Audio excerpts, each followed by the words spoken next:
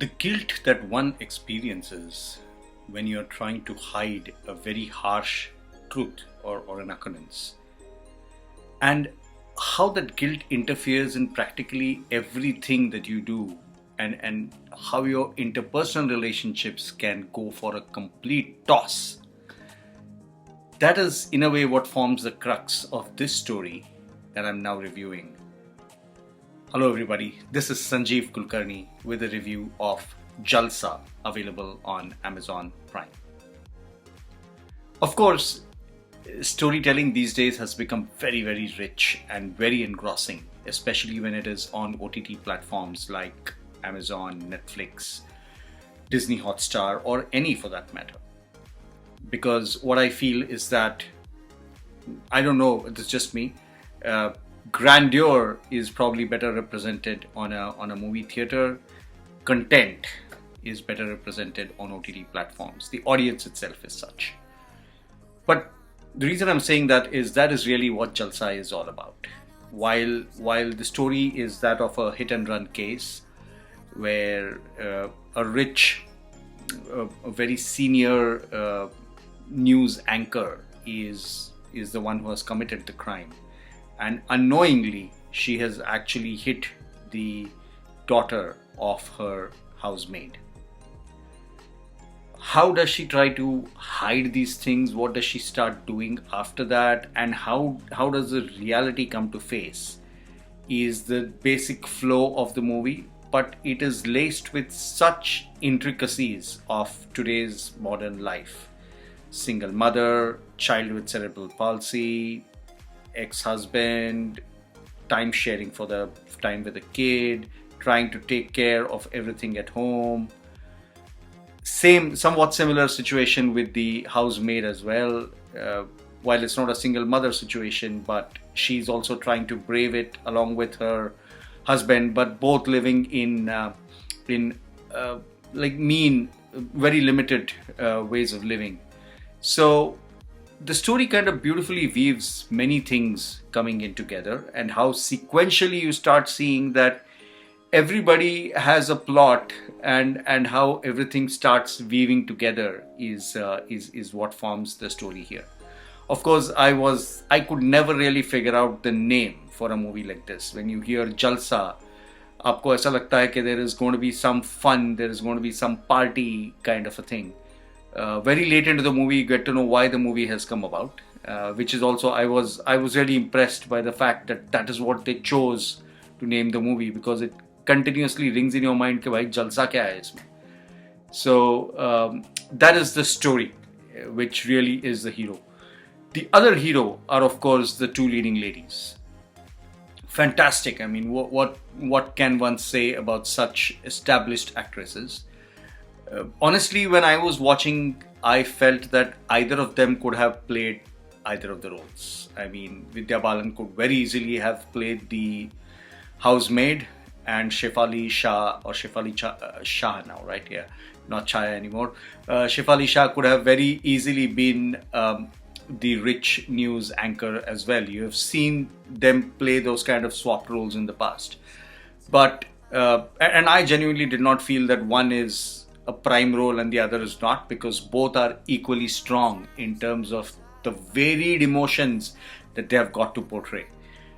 In some instances, I felt that Vidya was just phenomenal, because she is sequentially kind of degrading, not acting wise, but her mental status or her equation. The guilt level is just getting so much that her own interpersonal equation with people starts degrading, and you can see that happening. Next up, if you look at Shefali Shah, you can see how involved she is with the kid. Although it's her son who has cerebral palsy, he's more close to Shefali Shah, who is the maid. So you can see that kind of bonding, and how she starts reacting when she gets to know that it's her daughter who has met with an accident, and how she feels thankful to her employer, which is Vidya Balan, that she's taking care of all the expenses. But then what she feels the minute she knows that she has actually caused the accident, and that's probably why she's doing all this. So that that change in their acting is really worth appreciating. Then, of course, comes the list of supporting actors. Rohini Atangdi, I was seeing her after such a long time in a very different role. Of course, this is a role of a mother, which she has been doing for like, I don't know how long now.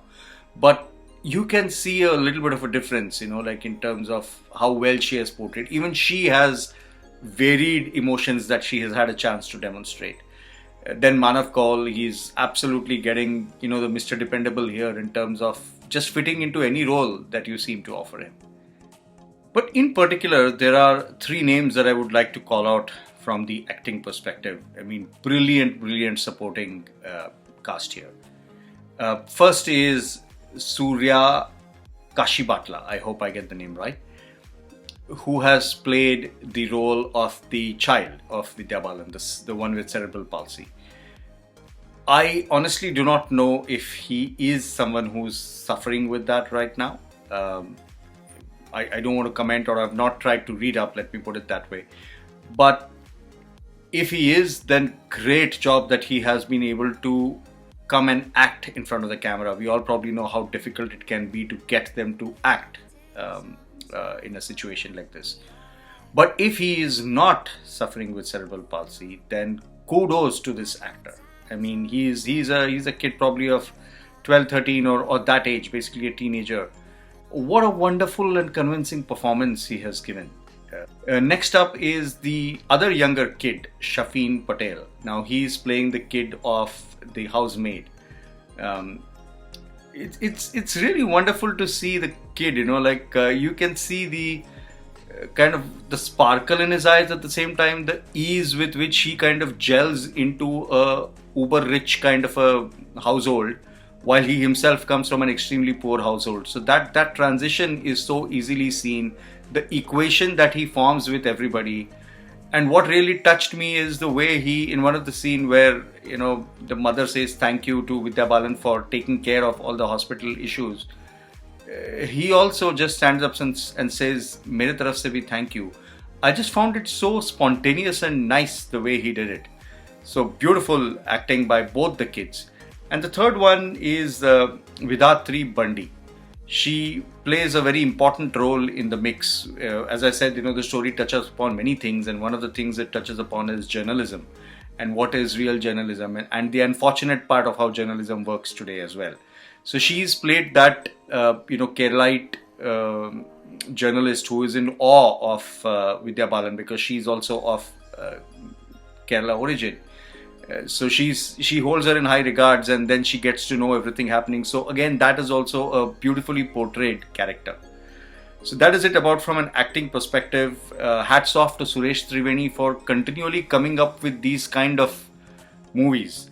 And again, it's hats off again to the director also, because he's choosing such women dominated movies. Now this same thing could very easily have been male dominated, and it would have made absolutely no difference to the storyline. But wonderful that he has chosen two powerful female actors to portray this. So kudos to him, especially after his previous hilariously amusing Tumhari Sulu, again with Vidya Balan, of course. So this is what he's followed up with. Now let's wait and see what is the next that comes from this. So please do watch Jalsa. These are my views. If you like what you have heard, please do like this video, comment and share it with your friends. Thank you very much, and I'll be back with another review soon.